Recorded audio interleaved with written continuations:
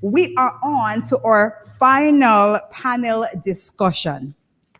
And this is about Createch, the best practices. And we will be having on the panel Dr. Michael Holgate, Creative Director for Ashe Performing Arts, Ms. Jareen Patmore, founder of Rebel Woman Lit. We also have Mr. Jason Scott, Deputy President of the Jamaica Technology and Digital Alliance, JTDA. We also have Mr. Bonito Thompson, digital artist, Don Dada, Jamaica. And the session will be moderated by Dr. Isis Samaj Hall from Prelit Magazine.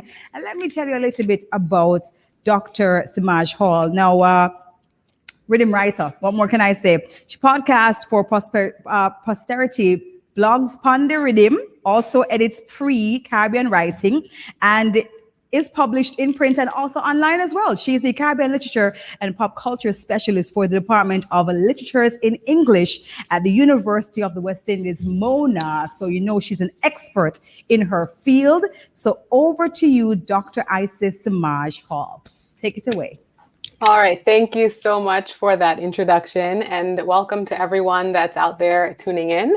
I'm glad that so many of you have been tuning in all day and enjoying this experience of the Kingston Culture Forum. So what can we say? All day we've been engaged in and learning about the changing landscape of work, the new tools for creating art, and the new platforms for sharing artistic expression and growing artistic appreciation.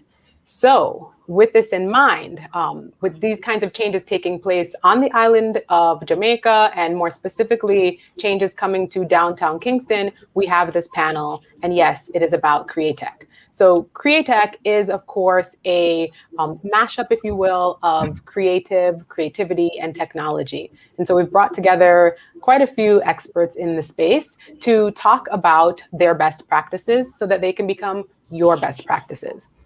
I don't need to say much more about myself because Debbie did a great job of doing that. So let me allow some time for my panelists to introduce themselves. All right, so I'll give you each maybe 90 seconds or so to tell us who you are, and then we're going to get into some questions that will, again, benefit all of our listeners and viewers out there in the world. So let's start with Jason. Hi, everyone. Hope you guys can hear me nice and clear. My name is Jason Scott. Brief intro. Deputy President for the JTDA. Our main goal at Jamaica Tech and Digital Alliance is to enable everyone to access technology, not only IT professionals, but everyone that touches technology on a day-to-day basis. And that's it. Thank you. All right, let's move then to Jareen. Hi, good afternoon, everyone. I'm Jareen Patmore. I'm the founder and manager at Rebel Woman Lit. We started as a book club, and now we are a technology literary community based here in Jamaica with members across the world. Thanks so much. All right, Michael, are you here? Yes, I'm here. Perfect, so you're next. Hi, my name is Michael Holgate. I'm the artistic director of the Ashe Company, and I'm also the head of the Philip Sherlock Center for the Creative Arts at the University of the West Indies. They called me a doctor a while ago, but it's not there yet.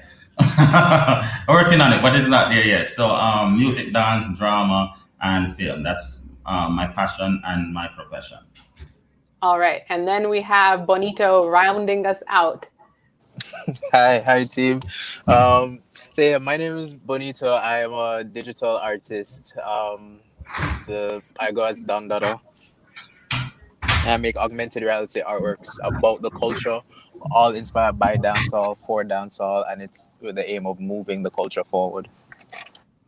All right, so thank you so much for all introducing yourselves. And since we left off with Bonito, I think it's great to kind of go back to him.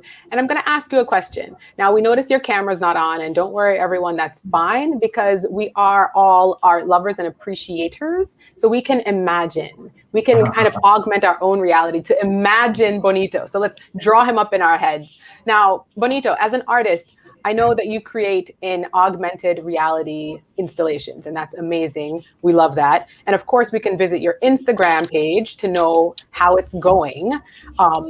But can you tell us how it started, right? How did you enter the AR and digital art space, and how can our panel viewers enter it too? What can you tell us? Well, it really started from exploring. It's something with my work where I've always wanted to give my work life. So think of like you have a still canvas, but it's moving somehow, and I never really know how to do it because traditional way of making art is kind of limited. It's just your canvas or your paper, and to get this, I had to really go beyond what I know, you know. And it just required a lot of research. And then I found out that companies like Instagram, Facebook, and Snapchat with their AR filters. So, you know, like when you go and you get a filter and put like the dog crown on your head or whatever, Yeah. it's essentially that, but it's like on steroids. So you can build that out and incorporate that into your work, you know. And because my work is primarily digital, it was very easy to just incorporate the new tech.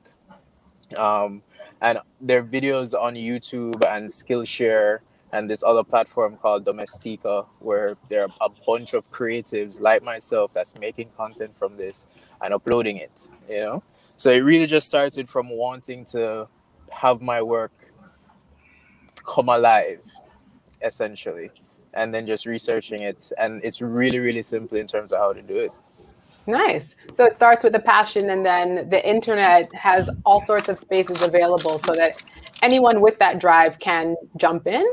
Exactly. It really just it takes a lot of what you call it, self-motivation. You need to have vision, and I'm sure as creatives there's things that we all want to bring to life. So it really starts there, and the internet is your best friend. The internet is your best friend. Okay, we're going to hold that one. And let's jump then to Michael Holgate. All right. The internet is your best friend. Of course, everyone's been talking about the big pivot. Get ready, everyone. If you weren't ready before, now is the time because COVID is forcing people online. So, Michael, performing arts in Jamaica. We think about theater, we think about stage, drama, dance, all the things you mentioned.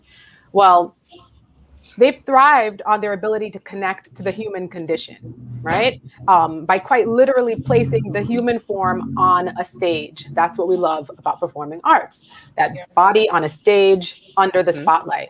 So as a theater practitioner yourself, how have you been able to use technology, the internet, to keep that spirit alive?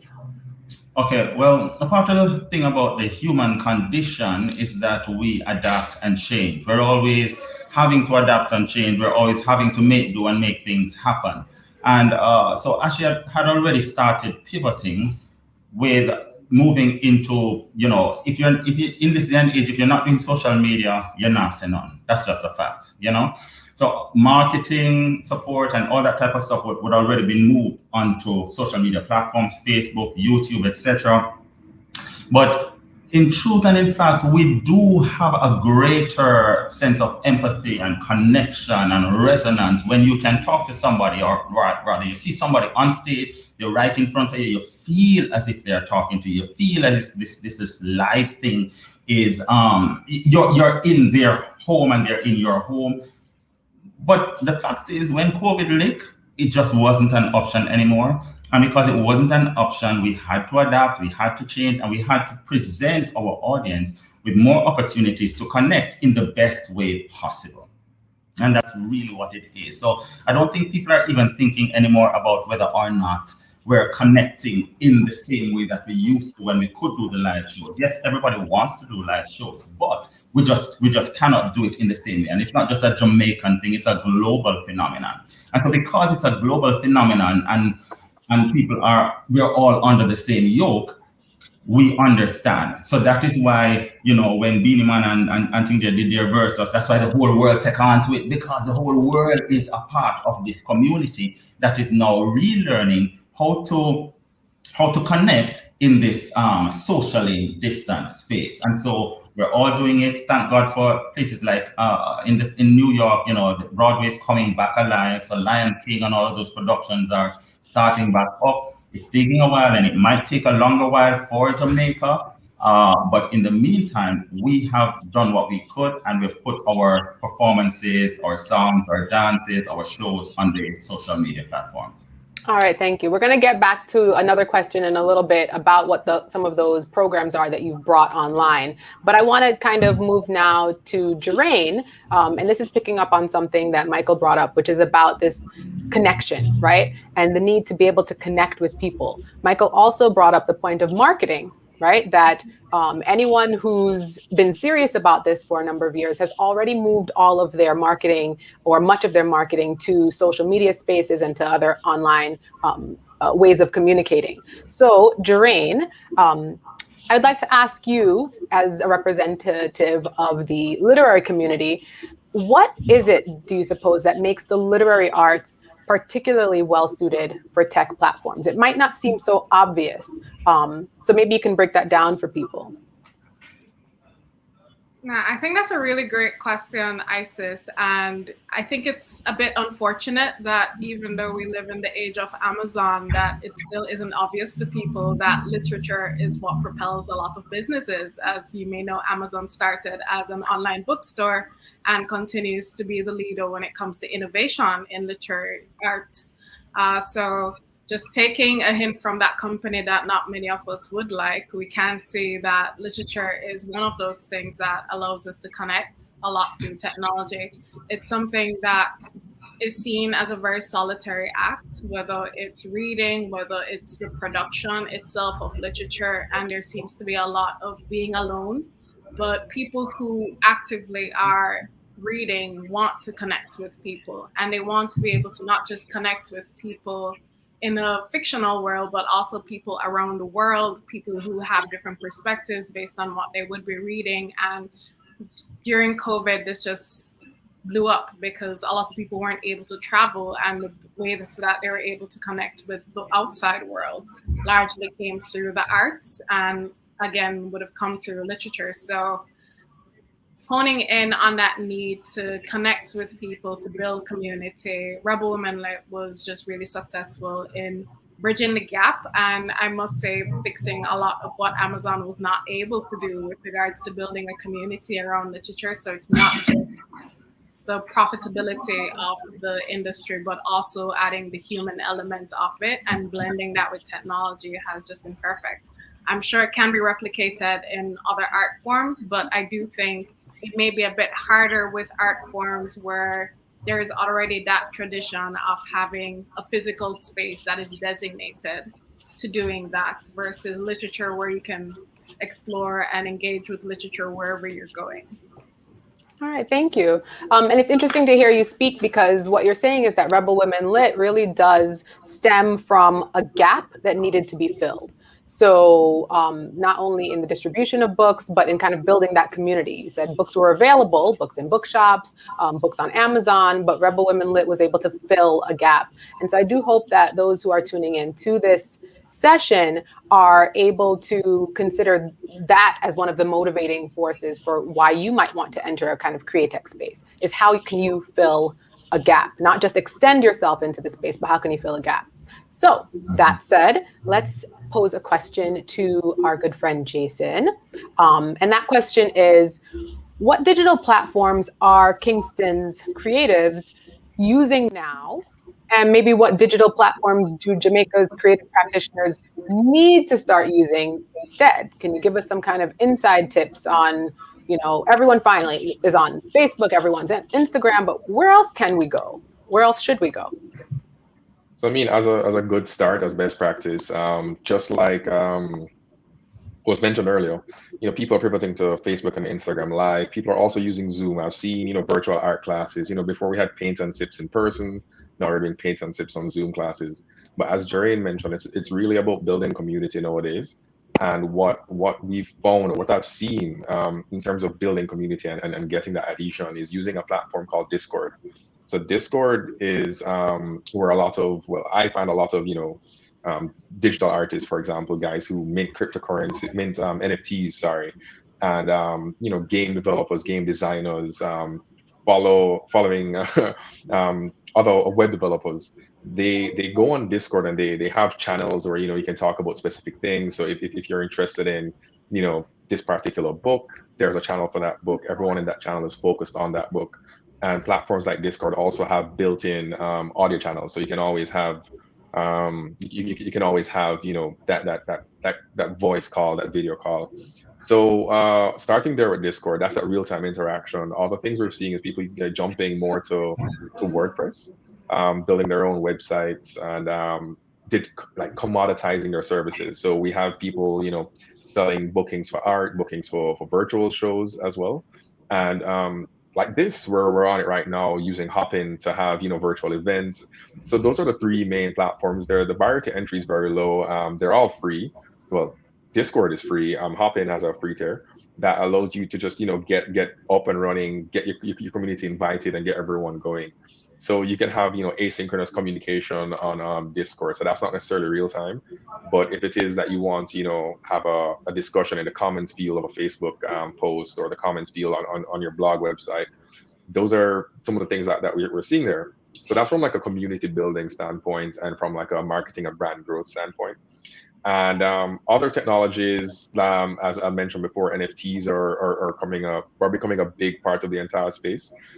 We have people, you know, venturing into crypto, so that gives them more control of the art, how the art is distributed, who owns the art, and it sort of solves two problems at once. It solves the whole IP problem, and it solves the whole distribution and collection problem. So we have artists like Bonito who are minting NFTs. We have actually at the JTDS conference later this year, we will be having a crypto art display.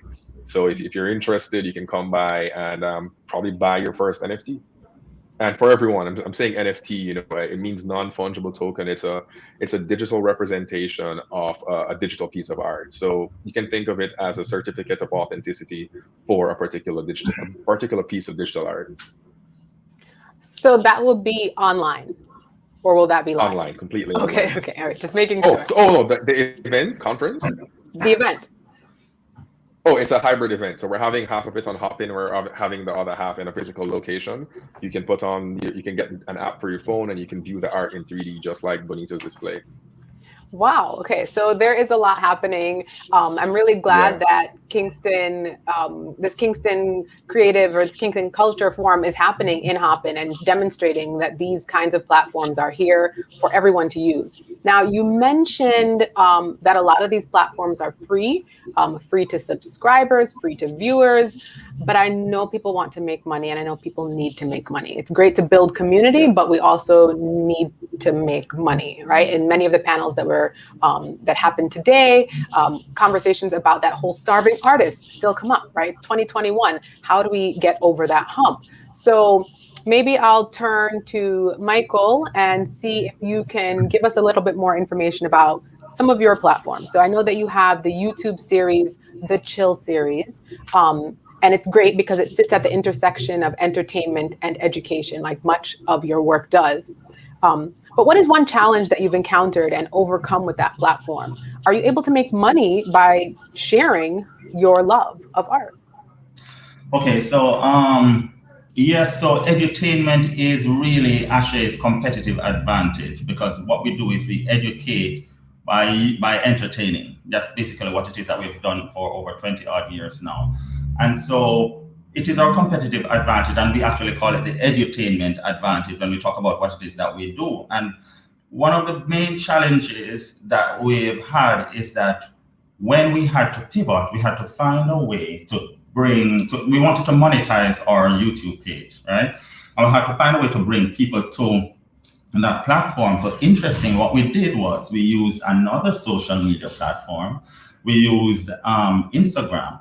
And so we created, so Chill is a TV series, which, you know, looks at millennials, and they're talking about their reproductive health and sexual life, and, you know, HIV comes up, and various issues come up, social development issues as part of our edutainment package comes up. But in order to get people to come to our YouTube channel to watch that, so that we could get enough hours and everything to monetize, we created a second show, which was aired on IG, on the IG platform, and we call that the Tabs Project. It's a Tabs show. And originally it was just talk about your business safely, but then that show, that 1 hour show, became a show that happened right after the Chill series aired. And then people were talking about the Chill series, and then we brought on social media influencers and they were talking about it. So they would come on with their audiences, talking about the show and telling people to go and watch the show so that they can talk about it next week again. And so we use one show to get another show to be beefed up. And in the space of 3 months, we moved from 1,190 subscribers to YouTube to 6,625 subscribers in the space of 3 months. So that's just one of the challenges that we overcame by using the social media platforms in juxtaposition with each other, and so, but fortunately for us, we've never only just relied on tickets. We've always our social development platform includes getting funding from spaces outside. So like USAID and Ministry of Health or various ministries, we do work for them. So we do specific work that is related to the social development issues that they're dealing with. So we're educating about them using the performing arts.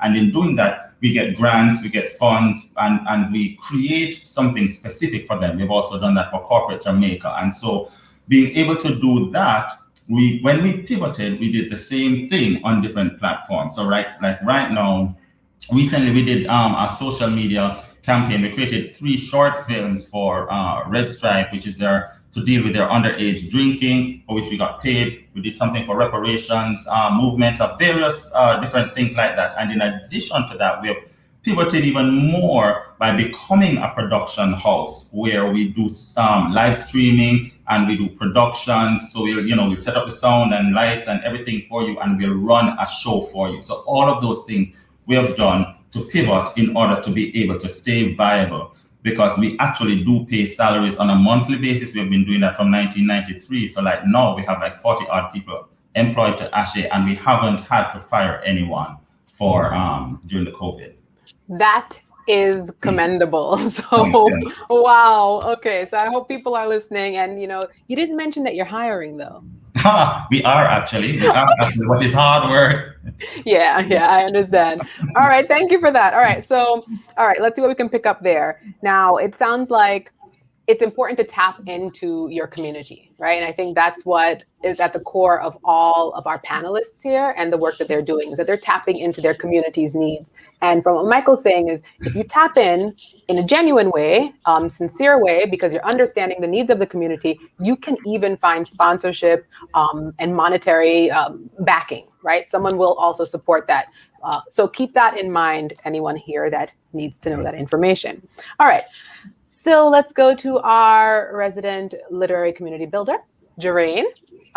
So you've built a virtual community, dare I say, a rebel women army of prose and poetry lovers. Yes, I know you love it.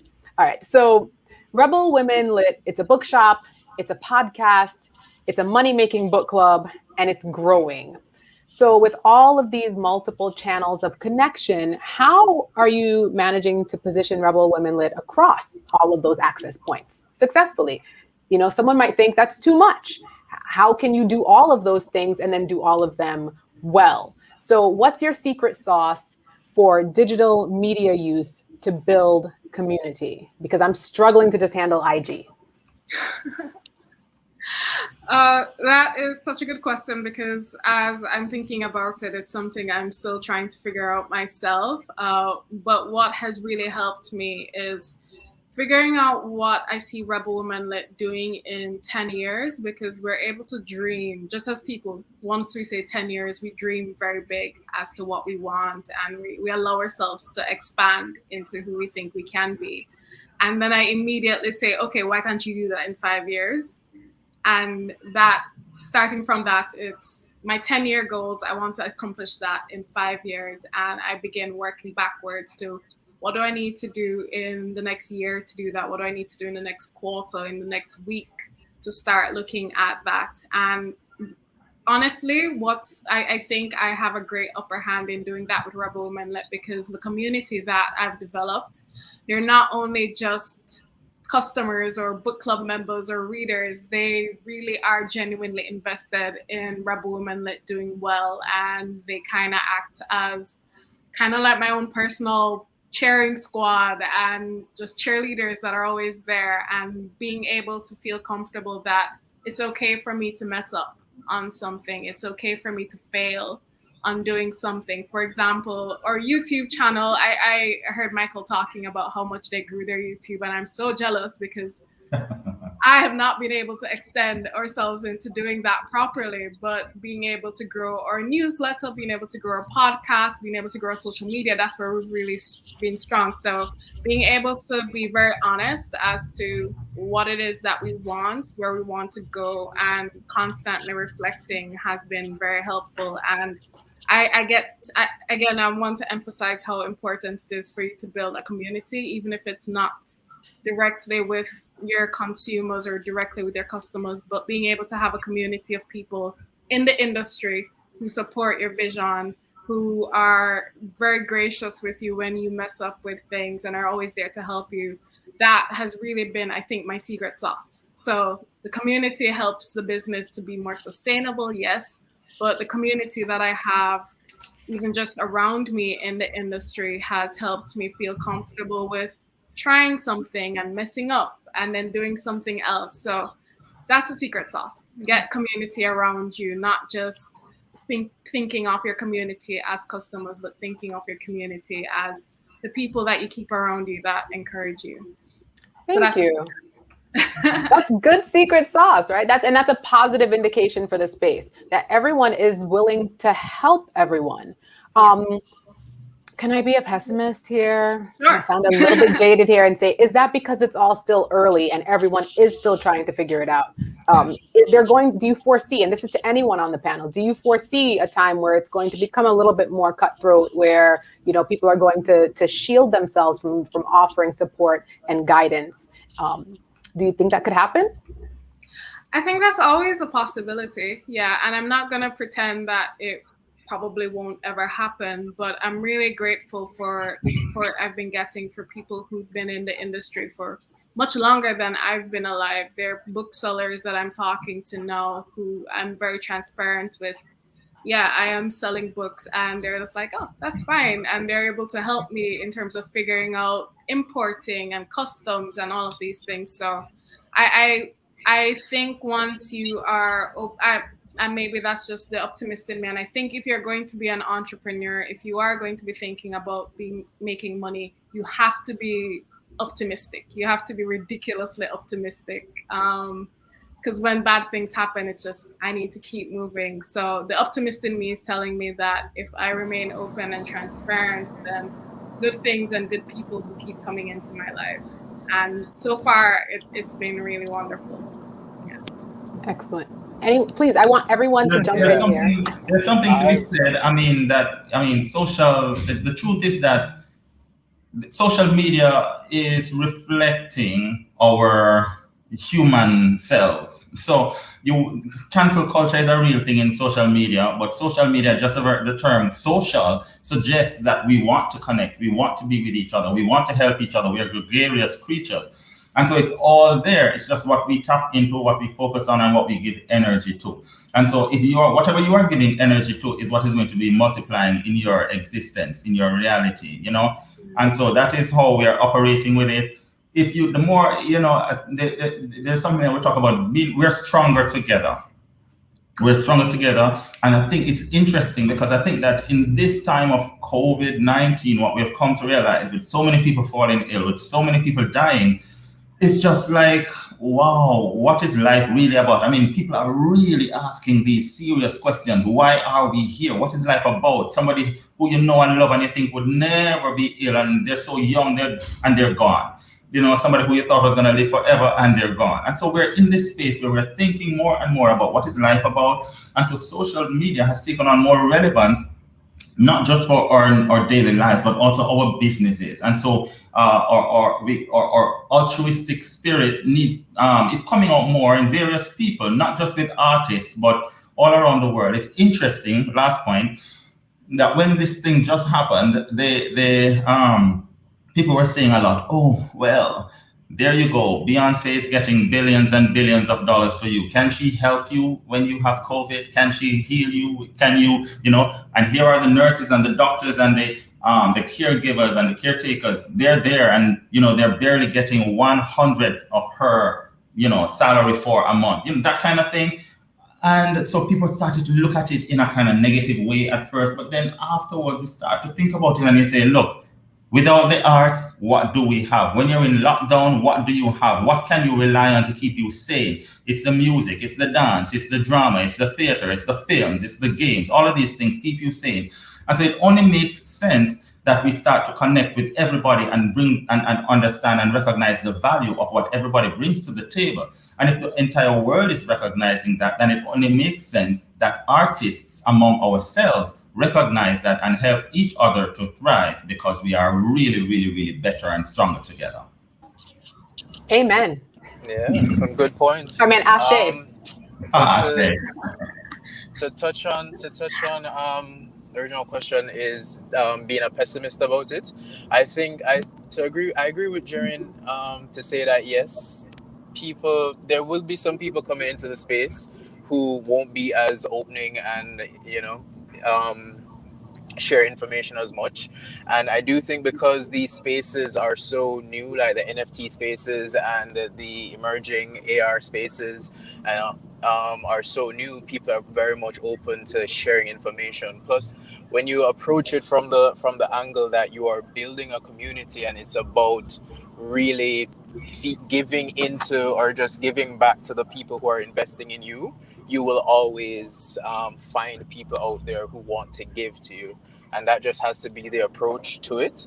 I think once you're entering these spaces and you're entering with a sincere angle and you're being genuine about what you're doing, you're always going to find people who want to feed into you and your work and help you bring your vision to life. And it's something that I have experienced a lot from doing this journey. From doing Dada. So yes, you will have some pessimists, but it's all about community. It's all about reinvesting in people because they are investing in you. Thank you. Yeah, and then to piggyback exactly off what Bonita is saying, that's how the internet has been trending ever since COVID. A lot more people have been building a lot more communities since we've been more alone together, if you understand what I'm saying.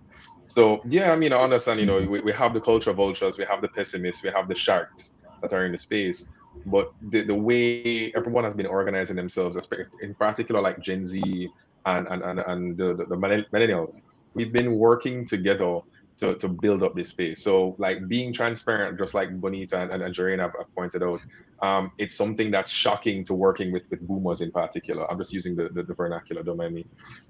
Working with the older crowd. So my background is in corporate. So so the working being more transparent, it's very scary. And they're like, wait, why are you doing that, Jason? You're giving away all your secrets. I was like, but if you don't know what I'm working on and you're working on the same thing, we could just pool together and work. So that's how we get the same thing I mentioned on Discord and the whole setup around NFTs and Web 3.0. So Web 3.0 is around, distributed systems. It's a concept really that everybody chimes in to build the community that you're a part of, and having agreements in place with each other so that that, hey, ISIS is working on dance, Journey is working on books, Bonita is working on AR. So if it is that, we're going to put on a show, we know we should reach out to here. If we want to publish that into a book or get the screenplay, reach out to Jareen. And if we want the cover, we reach out to Bonito. So it's I mean, I do understand the pessimist side of things, and I do expect that to occur maybe like 5-10 years from now. But in the short to medium term, that community, that growth, that openness, that sharing is going to spur something new and beautiful in the space. Wow. I feel so excited. I feel so excited. No, thank you for all of this. All right, so I'm going to stick with you, Jason, here. So what you just mentioned was a bit of, I guess, I want to say pushback, right? Maybe lag is better, right? For the brick and mortar folks in the world, right? Who are used to business in a particular kind of way. So holding that, can you talk about some life lessons in the born digital space? So as the deputy president of the JTDT, what has been the hardest lesson to teach born digital business owners? So sure, there's lots of optimism, but are there any risks involved in being born digital? What have you had to teach people so far? What do you expect? So the biggest lesson, even in professional, so like my 9 to 5 is I'm head of digital transformation for Grace Kennedy insurance segment. So Grace Kennedy is 100 and something years old. So for me to bring our digital ideas like, hey, let's look at paperless forms, let's look at contactless, this whole new approach is new to them. It's very shocking, it's very new. It's the same thing that we've had our members, come to us about, like, how do I, you know, change my how do I make my customer base aware of new digital tools, new digital technologies, new way of doing businesses. And the main thing, it's to help out. It's around breaking it down and explaining it to them like they're 5 years old, like simply. So it's like, how will you taking part in this digital economy benefit you? So you show them the benefits. It's a bit of corporate change management, which addresses um, what kind of resistance to change that people may or may not have, and then addressing those in a very systematic way. So in particular in the art space, even myself, I have some apprehensions around NFTs, like how is it going to work? I can just take a screenshot. But if we were to take the time and explain, like, hey, instead of you coming to a painter and say, we're going to be doing this online. It's like, but I can paint and sit at home by myself. Like, yeah, but now you have people with you. We have COVID. We can't really do that as much. And you explain to them the business, and you explain to them the value. If it is that you're doing online book club, and you guys are deliberating the nuances of the words and the literary devices used. I'm just drawing on Cape Lit. You're doing a great It's job. about, thank you. It's really about just explaining the value to them, like how they can derive value from that as a digital business owner. And in most cases, you will have to extend yourself above and beyond. So you'll have to become a teacher, or even work with other software engineers, for example, to integrate your systems to their processes, and to understand their process, and to help them digitize that. All right, thank you. All right, so how about we go back and bring in Bonito, and Jason, feel free to jump in where you see fit. But Bonito, can you talk about your use of technology to sell art, to sell your art, to host art exhibits? And can you talk about NFTs from your more personal / professional perspective? Sure, sure. So in terms of using paper planes as an example, and that was my most recent art show. Everything for it is digital. The entire promotion is digital. We started. It was really like 3 weeks out from the show. I made a post on Twitter that I'm doing augmented reality art, and essentially just telling people that I'm doing this thing. And I posted an example of what it would look like, and the following day it blew up. It went to like 14,000 views, a bunch of retweets and posts and things. And then from there, we had a strategy for Instagram, post consistently, let people know about this, should give them ways that they can interact with it and feel like they are a part of the journey with us. Invite them on the story with you. From there, we transition over to TikTok. So it was really like a multi-layered approach to getting the word out there that spanned 3 different platforms. Plus, my website, did that on Shopify, super, super quick for anybody who wants to launch a site and start selling, super easy. We also incorporated email strategy. So grew our email list from 0 to like 300 people in like 2 weeks. And the whole show was fully booked. Because of COVID, we had to do an RSVP thing, and the whole show was fully booked in like 3 days, and it lasted for a week. So that was the promotion of it, all digital.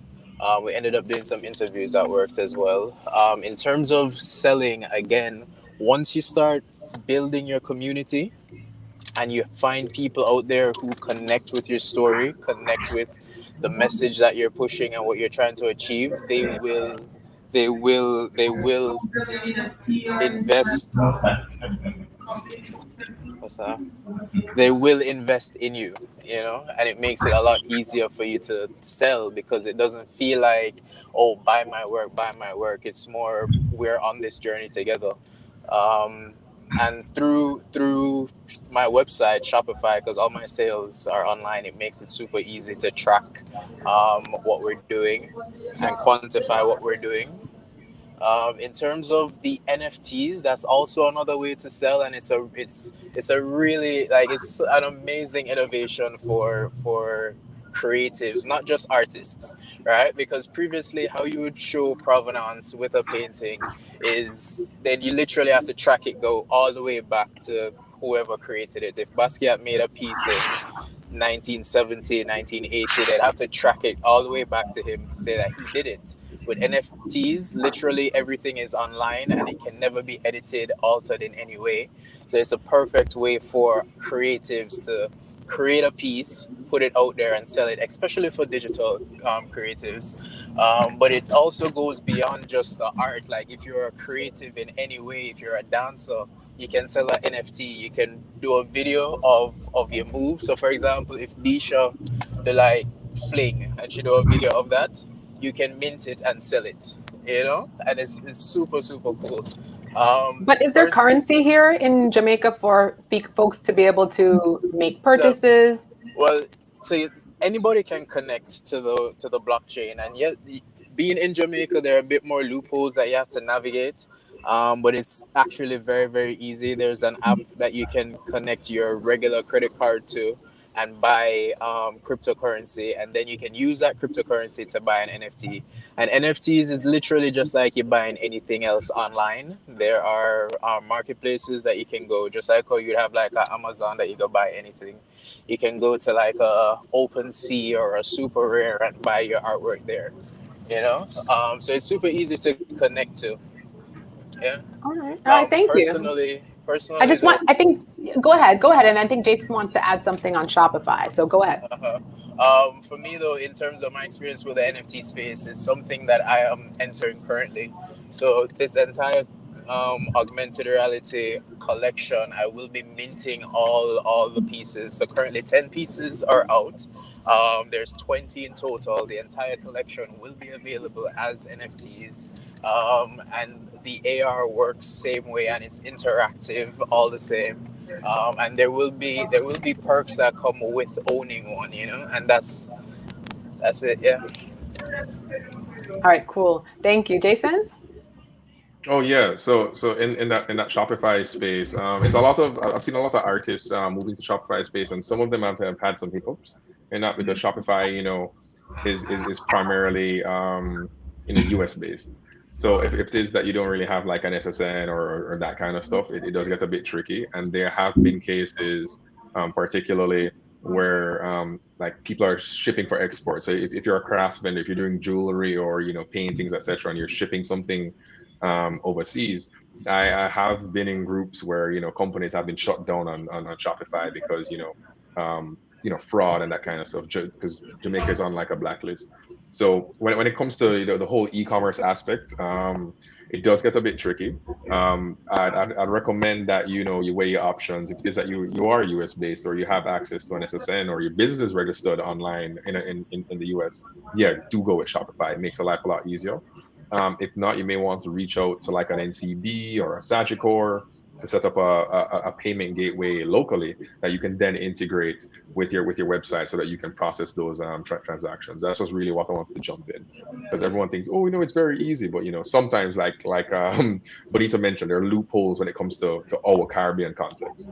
Okay, no, that's important to note, right? Because of our space here, because of the way that the Global North has positioned us as Global South, we are going to have certain limitations for now, because I'm going to hold on to those immense levels of optimism that Jerain said I'm supposed to have, and I think Michael also urged me to have. So thank you for giving us hope.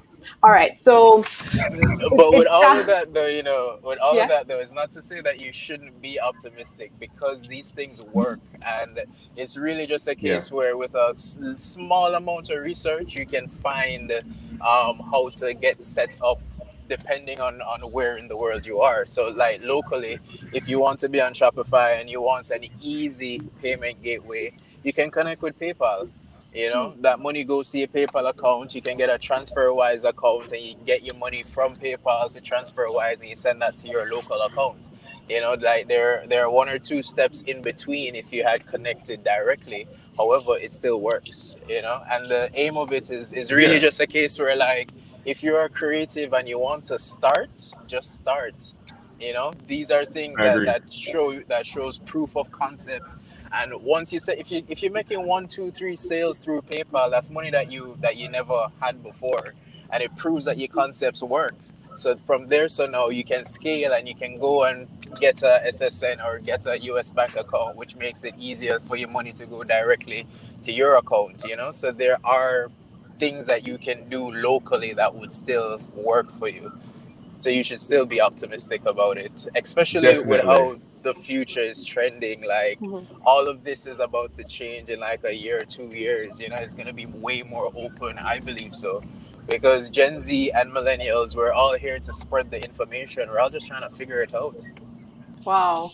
All right, this is great. Yeah. So I just want to see if I can kick this back to Michael a bit here, right? All this technology is just going to keep coming, right? There's going to be more and more of that. How do you think that's going to impact your performing arts space? Will you go back to stage, or, and by you, I mean your entire team, right? Entire Ashe. Will there be a return, or is it just to continue growing into the online spaces? Well, I think that basically what we're going to do is wherever the world is going, that's where we're going to go. You know, and that's just basically what is going to happen. Recently, over the independence period, I was asked to, you know, every year there's a grand gala. Some of you young people might not, yes, you do know what that is. Okay, good. So there's a grand gala. And this year they didn't have one, but they had a production which, you know, was in lieu of.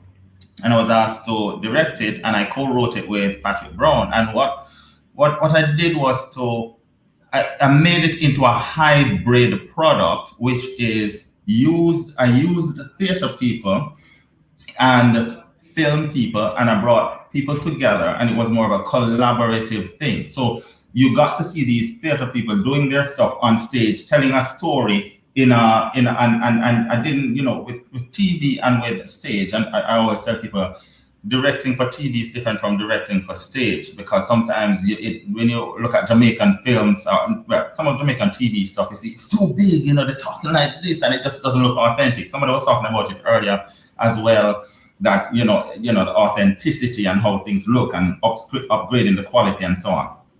So the whole point is that what I did was to create this hybrid product, which is theater and film, and put it out there in a way that was seamless. I hope it was cohesive. I hope. I don't seem like any of you watched it. You can't confirm or deny, but please go and watch it. It's called An Independence Story. Yes, Independent Story, of Yes, course. and it was I know. yes, that's it.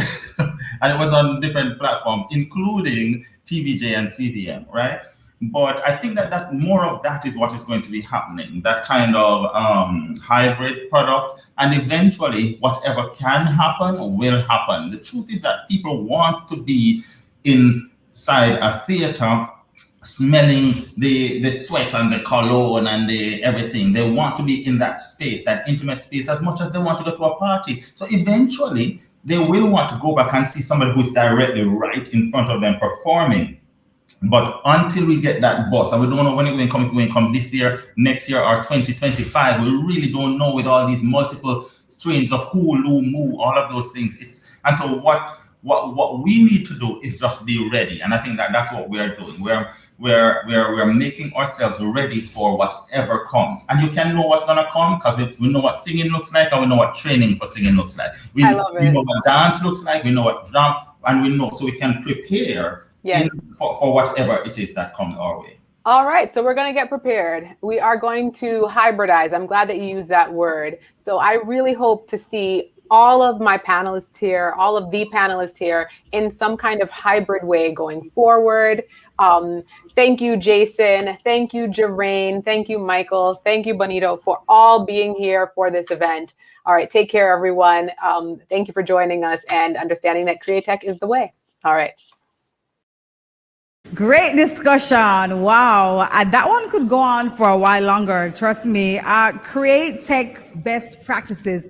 No doubt about it. We are in for a new normal. That's for sure. And hybridization sounds like a word that we will be hearing more, and just seeing that play out as we move forward in the future for our creative industry and how we can actually reach people on a grander level. And it may be uncomfortable for most of us who are very used to traditional means of offering our talents and offering our art.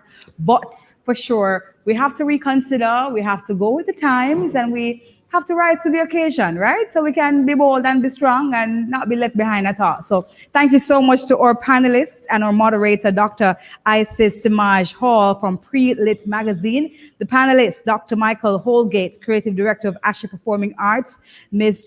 Janine Patmore, founder of Rebel Woman Lit. Also, Mr. Jason Scott, Deputy President of the Jamaica Technology and Digital Alliance, JTDA, and Mr. Benito Thompson, digital artist, Don Dada, Jamaica. Whole heap of things here to discuss concerning how we, take advantage fully of the creative space using technology.